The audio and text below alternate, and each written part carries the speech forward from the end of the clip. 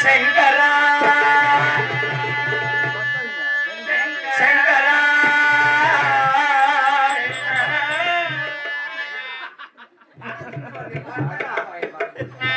నాద శరీరా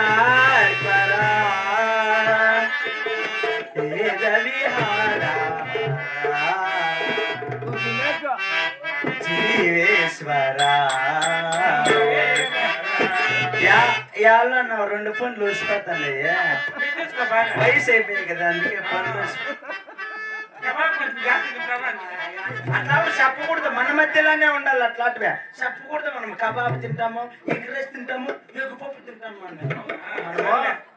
మంగళవారం మాత్రమే తినేది మనం శంకరా